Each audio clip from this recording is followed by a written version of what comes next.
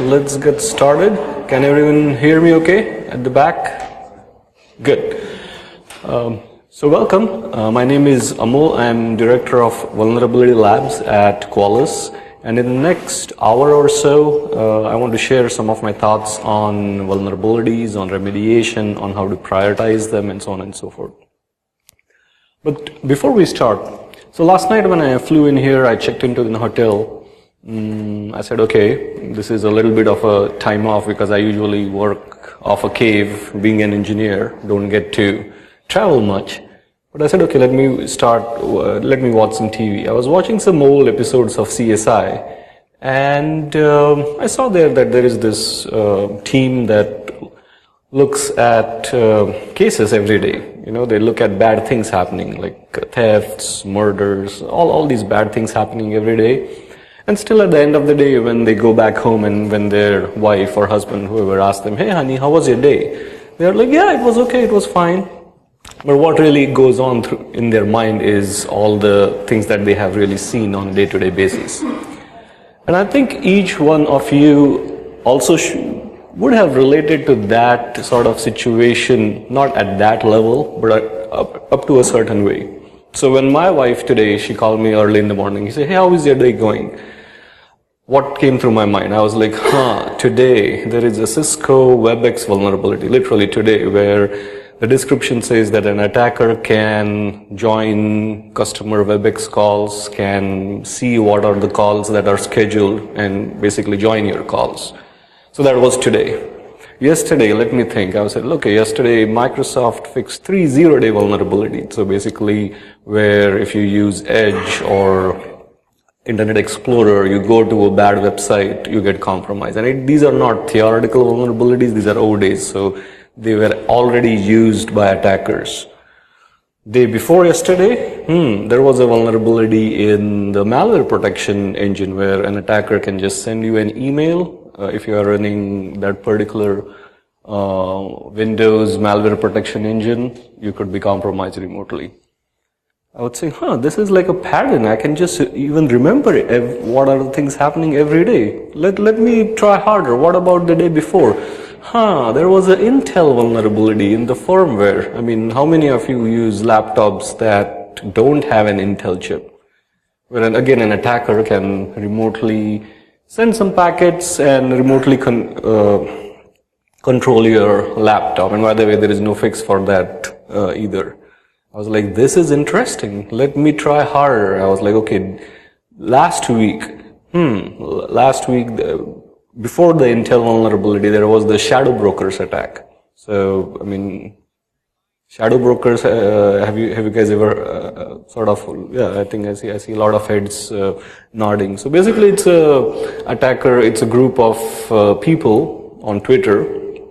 No one knows who they are, but they sort of claim that they have found some NSA tools that NSA used to hack into some of the banks in the Middle East, so that, well, NSA would not want to steal any money, but to see how the transactions are going and where the money is flowing. And as a result, I mean, how am I affected? Because it had exploits for Oracle, it had exploit for Windows, it had all these exploits that they just dumped. And well, okay, to give you a little bit of a background, what I do on a day-to-day basis is I monitor all these activities, and then what my team does is we create signatures to identify these threats. So, long story short, things I don't think are getting better. About 20 years ago, in the mid to late 90s, when I was fresh off school, I had these shiny master's degree. I was working as a developer at McAfee, which was called at Network Associates at that time, as a firewall developer. So at that time I was like, okay, this is cool, firewall. At that time it was on the cutting edge of technology. I was like, okay, once we build good firewalls, we are good. I mean, once we can stop the attackers from coming in, once we protect all these services, what's there to protect now? It's all done deal now. But I mean, as you know, 20 years after Still, attacks are getting more and more complicated. Attackers are getting more and more determined. There is a lot more complicated technology that we are using that we used to use, and as a result of which there are vulnerabilities, attacks that are not just theoretical, that are happening on a day-to-day basis, and their frequency is increasing. Now,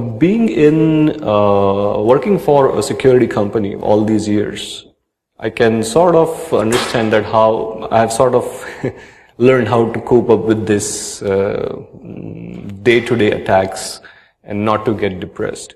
But I can only imagine people whose business is not security. So whose business is manufacturing tires, whose business is in healthcare, whose business is making burgers, or whose business is finance, which is completely not security. So all these companies, they are not immune. They also have to deal with these attacks on a day-to-day basis. So what I'm trying to share here today is, in this threat landscape where attacks are happening each and every day, where the frequency of attacks is just getting higher and higher, how do you prioritize remediation? How do you say that, okay, I would do this first and I will do this next? And the reason behind that is there is no organization that at least I have seen so far who has remediated everything. There are, most of you must have some kind of a vulnerability management program in your organization, and there is always things to do. Even if you say that, okay, as of yesterday, I had fixed or remediated everything in my organization, which is impossible, but even hypothetically speaking, you say that, okay, what about the Cisco vulnerability that came out today? Do you use Cisco WebEx? Possibly half of you would say yes. You are again exposed.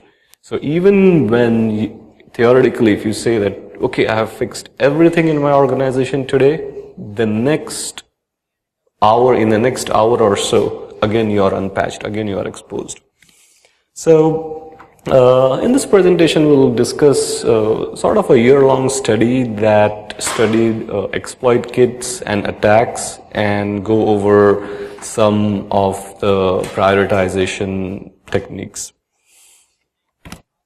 So this, as I was mentioning, this is the rise of vulnerabilities that we have seen over the course of years. These are unique vulnerabilities, so these are unique CVEs. So let's say today's Cisco WebEx vulnerability counts only as one in this in this chart. You could have, let's say, hundreds and thousands of machines in your network or your laptops that do use the Cisco WebEx plugin, but it's still just one vulnerability. So this chart, it counts only the number of unique vulnerabilities, and this is public data. So as you can see, I mean, vulnerabilities from 2000, or the era that I was talking about when I was working as a firewall engineer, where the number of unique vulnerabilities were 2,000. Now it has grown to about 78,000, or there are a total about 80,000 unique vulnerabilities, and new ones being added every hour. So before we go further, I just want to make sure that we are on the same page on what is a vulnerability. So I think most of us here know what a vulnerability is. It's a flaw in the system that could provide an attacker a way to sort of bypass your security controls. Now, a vulnerability does not mean that it's being attacked right now, or you are under attack, or something bad is happening necessarily. A vulnerability just means that there is a flaw and it could be exploited. The example that I've taken here is Adobe Bulletin, which is a vulnerability in Adobe Flash. So then what happens, what is an exploit? So an exploit is basically something that turns a vulnerability, which is a weakness, into an actual way to breach a system. So the example that I just showed you earlier was Adobe Flash vulnerability, a theoretical vulnerability that yes, if your browser plugin uses Flash, and if you do visit a malicious website, the malicious website could compromise the Flash plugin inside your browser and basically take control of your machine. Now, exploit on other hand is a working exploit. It's a proof of concept. It's a piece of code that really works. It's not just a security bulletin where the vulnerability is typed out in words, but an exploit is actually something that is actually working, and there are many places, free as well as paid, on the internet where you can find these exploits. So one of the free sites that I go to is the exploit database. It's like the most common place I think most of you must be going to check on exploits. And there are many other free as well as paid exploit frameworks that you can go to. And last but not least are the exploit kits. Now these are really the bad actors. So basically exploit kits are toolkits that are used for the purpose of spreading malware. So basically they have, what malware creators have done is they have sort of automated in a SaaS, like software as a service basis, on how to spread malware. And I think what we are going to look today is how these exploit kits work and how they sort of infiltrate an organization, and what can we do to protect against these exploit kits. So this is a little bit of a busy slide, but it just and it's courtesy of Microsoft. It sort of tells you how these exploit kits and exploit actors work. So the reason I gave you the Adobe Flash example before was because it was pertaining to these exploit kits. So these days, if I'm a bad guy, if I'm a malware creator, or if I want to get my malware on your laptop, I don't have to be very technical. I don't have to be technical at all because of these services that are offered on the underground. So what I do, let's say I am a bad guy. I want to have my malware on your computer, and I don't know much about exploitation, about vulnerabilities, and so on and so forth. What I do is I create my program, which is, again, it does not do anything with vulnerabilities, attacks, or anything. It's just a keylogger. So it's just a Windows program that when you start running that program, it just start logging keys. It doesn't have the ability to infiltrate your laptop. It doesn't have your ability to look at what are the vulnerabilities. It's just a simple program. And what I do is I pay these exploit kits, or these actually SaaS-based exploit kits, and say that, hey, here is my program. Go install it on whatever machines that you find vulnerable. So again, the way that it works is, on the left-hand side is your PC, like it's a victim PC. As an attacker, I create this program, I join this exploit kit community, I sort of pay them, and when your computer visits a malicious website, or the exploit kit website, what does the exploit kit does is that it starts analyzing what browser you're using. It starts analyzing the version of your browser. It checks if your browser has any vulnerabilities that it can exploit. I mean, every browser has vulnerabilities, right? I mean, just because Chrome and IE and Firefox, most of them now do auto-update. If you look at the history of any of the browsers, like changelog, there are vulnerabilities being fixed almost every week for every browser that you use. It's just that now it's automatic in many browsers. In case of IE, you can still do it manually, but in case of Chrome and others, it's just automatic. You don't know about it. So anyway, when you visit a malicious website or this exploit kit website, they sort of scan your browser. Because your browser is connected to their website, they can tell what version it is. They can also scan what plugins are installed in your browser. So they can check if, say for example, Adobe Flash is working in your browser or not, if you have Flash enabled or not. If Flash is enabled, then they look at, okay, what version of Flash you are running. And in this way, on the right hand side, as you can see, they sort of customize an exploit or an attack for you, for your browser version, for the exploits, for the plugins that you have installed in your browser, and for the vulnerable versions of the plugins that are in your browser.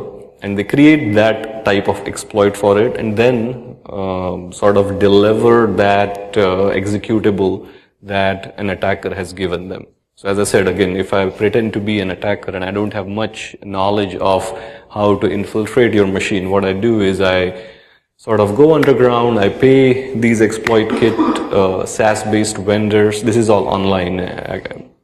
After I pay them, I give them my binary. They do all this, and then what I get again as a attacker is just sort of a login and a web page where I can log in and see which machines have my malware running.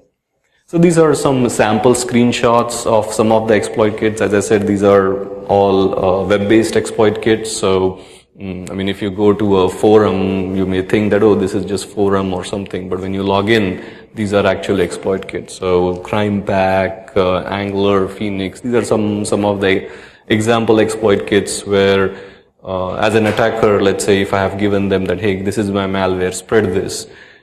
After a few days or when I log in, I get such screens where I see that, okay, my exploit was installed on this and this particular IP, which was running this operating system, had this browser, had this plugin, and it's just like a console for me as an attacker to see, okay, now I should be getting some traffic from these IPs because, I mean, hopefully when I as an attacker have given this bad binary to them, it will call back and start giving me data. And these are just some examples of these online SaaS-based exploit kits that are available. And by no means this is a complete list. They go sort of up and down. Angler used to be one of the leaders in this business. It has sort of gone down these days. But these are just some of this is, and as you can see, they have like a lot of branding towards it. They have their own logo, so it's like a business. It's a proper business of trying to infiltrate users' machines, and they have created a good business model out of it. So how can these exploits, and this is just one example of how attack happens. So exploit kits usually attack client-side vulnerabilities, so basically vulnerabilities that could be affecting on a desktop or client machines. There are other ways obviously where server-side vulnerabilities are affected and so on and so forth. So the question is, how can these exploits, how can these attacks, and how can this malware help us as a defender? So now I'm not that attacker anymore. Now I sort of change my hats and I'm the defender. How can it help a defender prioritize remediation? So one side I see that these number of attacks, number of vulnerabilities coming in each and every day. And on the other side, I see most or like all organizations having a lot of unpatched vulnerabilities. And the reason for that being is that people are just overwhelmed. I mean, when you start doing vulnerability scans or some sort of when you start your security program, I mean, because of the sheer volume, I mean, there are so many things that need to be remediated, so many things that need to be patched. There is, most organizations get overwhelmed by this, and I think there is a good need to prioritize on what should be remediated first, what should be remediated second, and so on and so forth. It is, in my opinion, no longer feasible to say that you should have everything patched, because that's just not possible. I mean, as I said, if you just had everything patched as of yesterday, okay, today you have a new issue. If you patched all your instances of that issue this morning, in the evening you'll have a different issue. So this is a chart that shows the number of vulnerabilities that had exploit associated with it. So we started with the distinction of vulnerability and exploit, right? A vulnerability is something where a vendor says that, yes, I have a security flaw here. And that's it. There is a security bulletin, security vendors write checks, and it may pop up in your vulnerability management program as one line item saying that, hey, I am running this and this software which has this vulnerability. If you compare that to exploits, like working proof of concepts, then there are a very few number of vulnerabilities that have exploits. So this is the chart 2012 to 2016. The blue columns are the number of unique vulnerabilities. So for example, the Cisco vulnerability of today will be one of them in the blue columns, but it will not be there in the orange columns until there is a working exploit. So until someone has really figured out a way of how to really make use of that vulnerability. So this is something that, as I mentioned, we have been tracking over the past year or so on how many exploits really happen as compared to vulnerability. So I think this is a very good starting point, which means that yes, we want to patch and fix everything, but if we prioritize based on if something is really exploitable, then I think that those are the type of vulnerabilities that should be given the first priority. Any questions on this chart or what it is, or you can do this yourself. You don't have to buy any tool. I mean, if you have a tool, if some tool is helping you do this, great. But in my opinion, you can also do this yourself by tracking these exploits from some, and there are a lot of different sites that you can do that as well. So I think that is the first thing that you could do, is basically instead of trying to patch everything, first look at the attack surface and patch things that do have exploits. I tend not to distinguish between remotely exploitable vulnerabilities and local vulnerabilities and all that, because vulnerabilities are vulnerabilities, exploits are exploits. I mean, if you give a client side or local vulnerability lower privilege because, an attacker cannot actively attack it, then I don't think that's right, because again, a user in your organization can simply just visit a malicious website and get compromised. So that's the reason I don't make that distinction. So again, this is a busy chart, don't try to read it, but I think the presentation would be available online. So once you download it, it has on the left hand side the vulnerabilities or CVEs for 2017 that recently had exploits. So if you have one of these CVEs in your organization, I would say patch them first, because of course there is a proof of concept, there is a working code which is exploiting those vulnerabilities. So fix those first. Second thing is prioritize vulnerabilities that are being actively attacked by threat actors. Now these are pretty simple concepts, but once you put the numbers behind it, it's really very clear. So again, the blue lines are the lines that are the total number of unique vulnerabilities. The orange ones are the vulnerabilities that have exploits. And the red ones, which is again a very small part, are vulnerabilities that are really actively being exploited by malicious actors, like right now, or have been exploited by malicious actors. So to give an example, let's say maybe the Intel vulnerability from Monday or last week, which allows an attacker to take control of your laptop. It's a firmware thing. It would be in the blue box. One of the, I think it will not be in the red box, because yet we haven't, none of the IDS companies, none of the antivirus companies have seen active attacks using that. So the red box is the one which has vulnerabilities that are being used in active exploitation. So I think that is the distinction between these three charts, which is basically the blue one, which is the vulnerabilities that yes, you have to fix them eventually. The orange ones for which someone has written a proof of concept code. It could be a researcher, it could be a white hat security researcher who has written an exploit code, but someone had said that, hey, this is possible and this is the code for it. And the red ones are the vulnerabilities that are actually being attacked in the wild right now. Again, this is a pretty busy slide. When you download the presentation, you can look at, these are some of the vulnerabilities that have been targeted in this year, recently. So they are being used right now for in active exploitation. So if you have one of these, then I think it's very critical to remediate them first. Any questions so far about the three different things?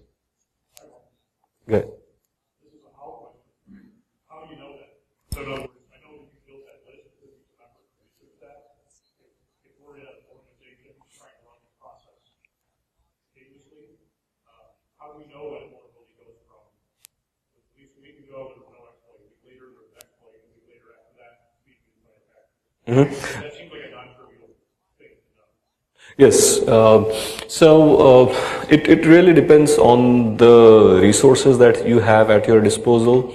The easiest thing is to basically go and contact. You must be using some sort of a vulnerability management program, some sort of a security program, and a lot of vendors these days do provide this additional intelligence where they can tell you that that you have this vulnerability, but out of these 50,000 vulnerabilities, you have only, let's say, 5,000 have an exploit available, and even out of these 5,000, there are only 500 that are being actively exploited.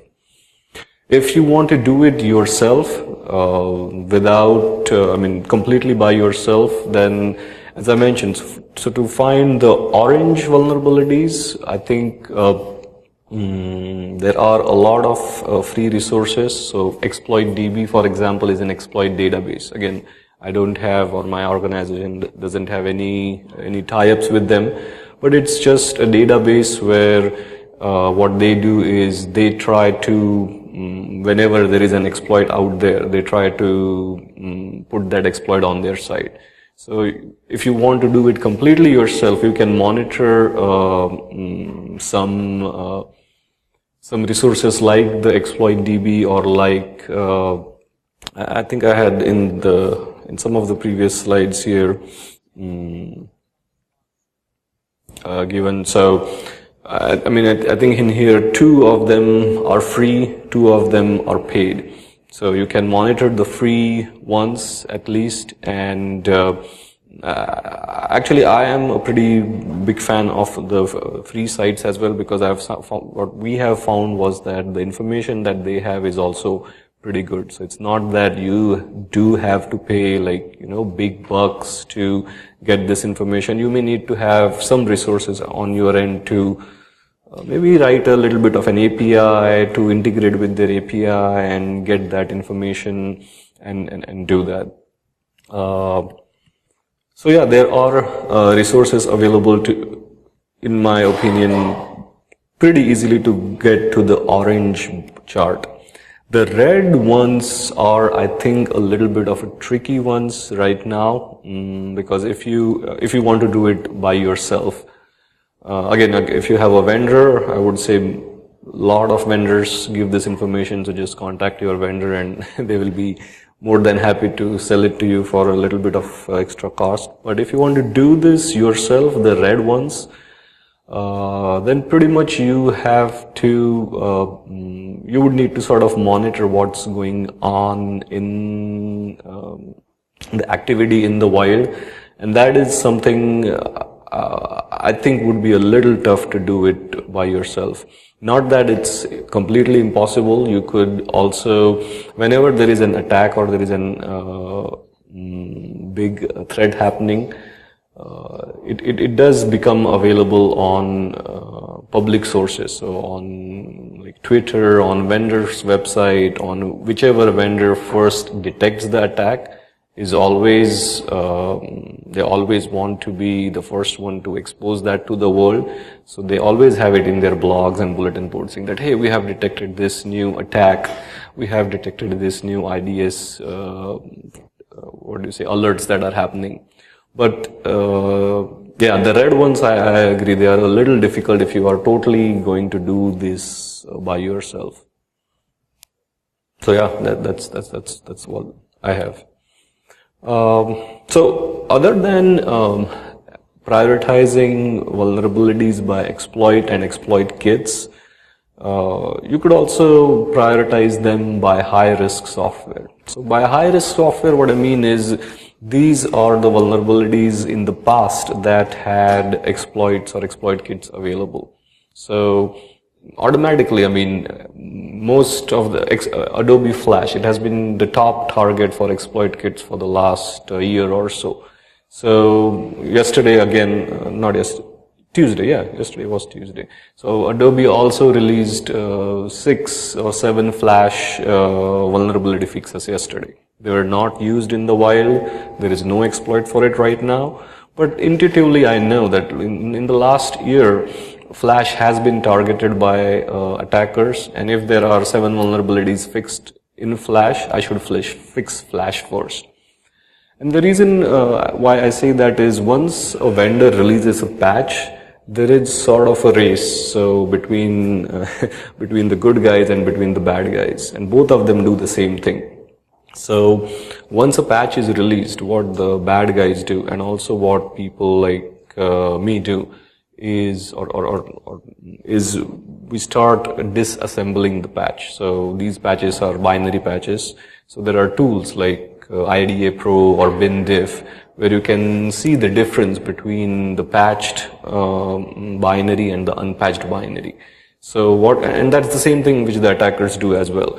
They start diffing these patched and unpatched binaries, and the hope is that they are trying to find what was patched, because the description of the vulnerability just pretty much says what are the consequences. That okay, there is a buffer overflow vulnerability and it can cause attackers to take complete control of your system. That's it.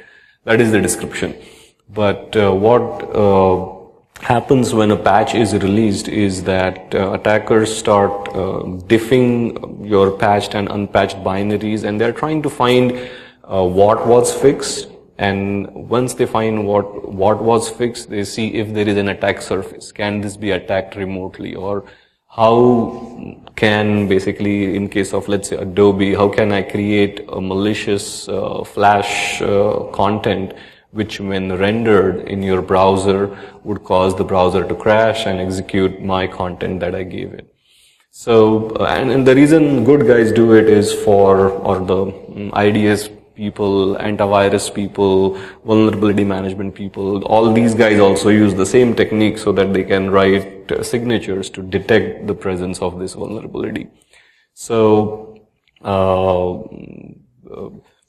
the reason why I'm saying that prioritize high risk software first is because if you sort of already know that Flash is something which is being exploited these days, even though there is no exploit for all the 7 vulnerabilities in Flash that were released yesterday, there is a high probability that someone would find how to exploit it and come up with an exploit. So this is just a distribution of vendors that had exploits associated with their vulnerabilities. Now again, if you look in here, if you look at it, if you would say, okay, Microsoft is number 1, Adobe is closely number 2, or they are almost the same, Apple, Oracle, and there are a lot of vendors after that. But again, if you take a closer look, what we saw was that although Microsoft was, number 1, it had very few remotely exploitable vulnerabilities. So on the left-hand side are the remotely exploitable vulnerabilities, and in Microsoft that was basically IE, Edge, and so on and so forth. But a lot of vulnerabilities for Microsoft in the last year were privilege elevation vulnerabilities. So something where an attacker already needs some credentials on the box, and using the vulnerability they can get higher privileged credentials. Now again, I'm not saying that's an unimportant vulnerability, but again, it's not a remotely exploitable vulnerability. So if you, in the same chart which is here, if you sort of dissect it, you see that Microsoft has less remotely exploitable vulnerabilities, but Adobe had a higher number of remotely exploitable vulnerabilities. So again, whenever you're looking at some chart, some numbers, some data, it's always good to sort of dig deep, because yeah, I mean, data can be useful, but also can be misleading in some instances. Number 5 is prioritize unsupported or end-of-life software. Now this is a really hard problem to solve, and that's because unsupported software, so let's say Windows XP or Windows 2013, it's something where the vendor, and again I'm not picking up on a certain vendor, this happens with all vendors. When a software is, when a software goes out of support, the vendor stops issuing security patches for it, but you still have it in your organization. What happens is that when a new vulnerability comes in, so let's say Oracle released their quarterly patch update 2 weeks ago. When that happens, they say, okay, these are the patches, these are the operating systems or databases or software which is affected. And that is the list of supported software. Nothing is mentioned about unsupported software. So what attackers do is they take these exploits, and again, when I'm sort of generally referring to attackers, these are sort of mid-level attackers. These are not really the ninja attackers who really know how to infiltrate and all that. Just a normal person who had sort of gone on the dark side, what he would do is they would just download exploits from exploit.db, and it says that, oh, this exploit works for Windows 10. They can just run that exploit on Windows XP, an older operating system, and try it out. If it works, all of a sudden what you have is you have an exploit for an end-of-life system for which there is no patch. So organizations are really caught in a very are really in a bad place where if with end-of-life systems, because they have exploits which work on newer operating systems and there is no patch. And this happens, as you can guess, because a lot of code is reused. I mean, whenever there is a newer version of any software, code is not written like 100% from scratch. It's just an iteration. It's just a small iteration of the older software. So any vulnerability that affects newer software, chances are that 80% or more it will also affect the older unsupported software. So the screenshot that I have here is what we have, and we sort of again provide for free, is that we run these exploits that work on newer operating system, newer exploits on older unsupported operating systems. And if they work, we say that, hey, this is an exploit, the vendor is not going to talk anything about it because the OS is unsupported. They don't even tell if the unsupported OS is vulnerable or not vulnerable, because it's unsupported, they don't talk about it. But what we find that this newer exploit does work against older unsupported OSs. So you can use resources like this to check what exploits work if you have any unsupported operating systems, databases, or any sort of a software in your organization. By the way, does anyone even care about this? Or do you know if you have unsupported operating systems in your organization? Is it a big deal? Or people just say that, oh, we have mitigated it because we have these other mitigation controls around it and we are just protecting it somehow. Any feedback around this?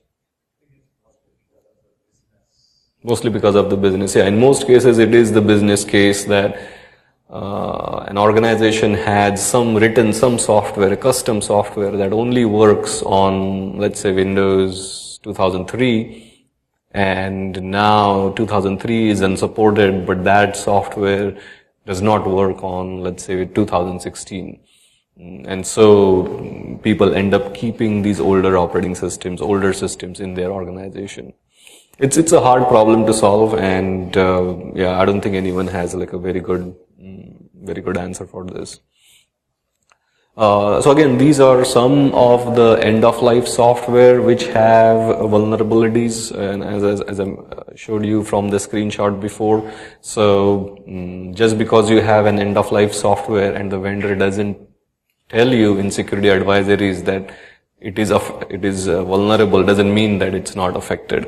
I mean, you can run newer exploits against this end-of-life software, and you will see that yes, they are affected.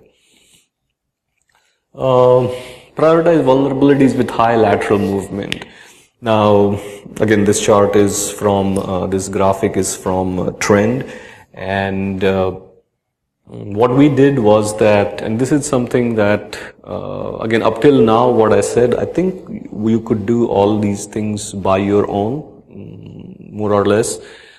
This, I'm not sure how you could do it by your own, but what we did was that we, in the last year or so, when we analyze, like, as I said, like what we do on a day-to-day basis is when a vulnerability comes in every day, well, there are multiple vulnerabilities that come in every day.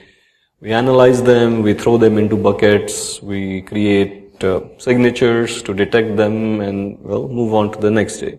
So when we do this analysis process every day, we also tag vulnerabilities that have a high lateral movement potential with a special tag saying that, hey, I think this vulnerability has a high lateral movement potential.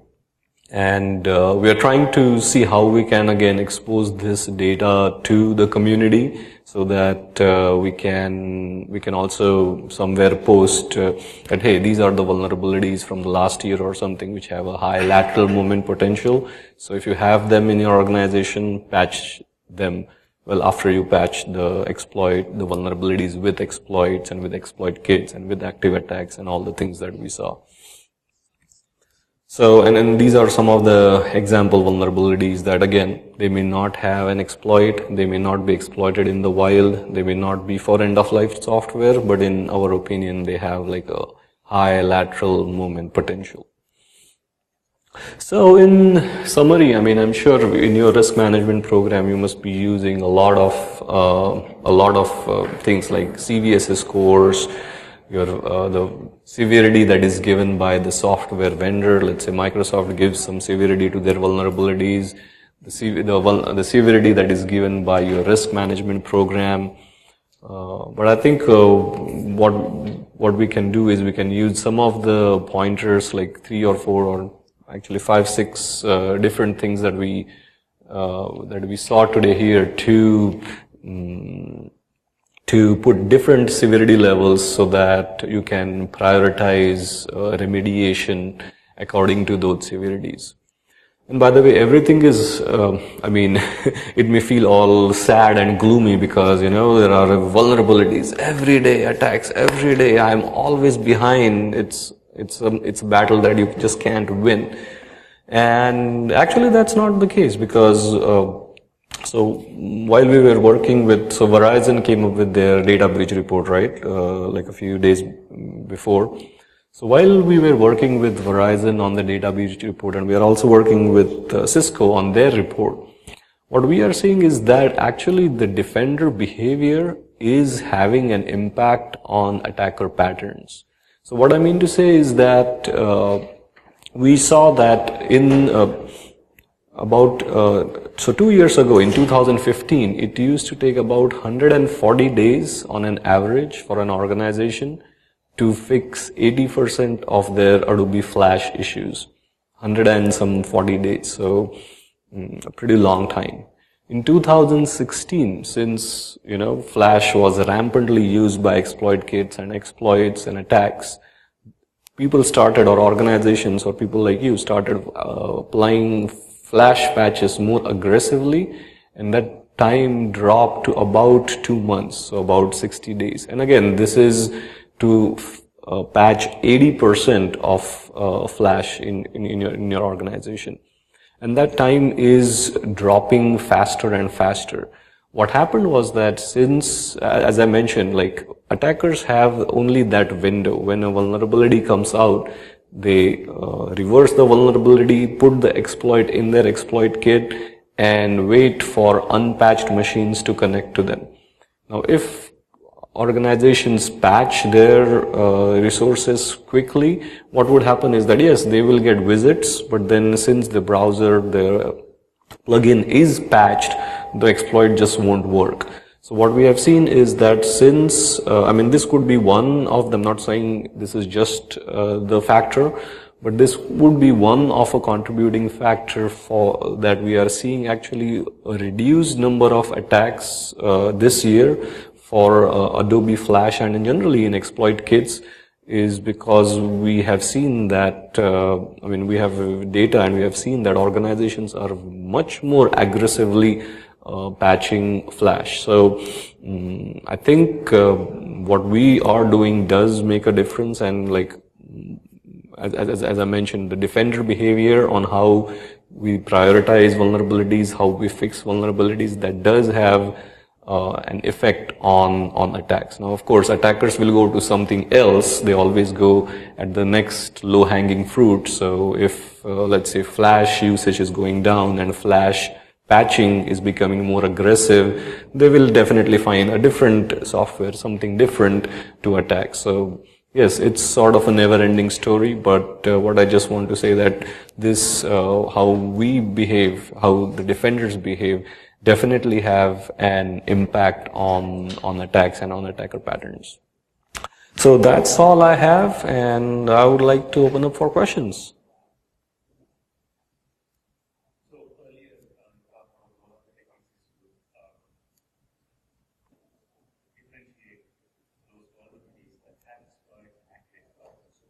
The vulnerability rating issue like quality, does that take a picture that kind of technique when assigning the ratings?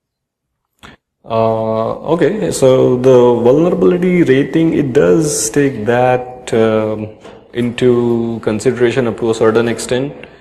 We can also check. It's too much of a vendor-related question. Like, so I can chat. Yeah. Yeah. No. It does, and we can chat about it after the presentation as well. But yeah, it does.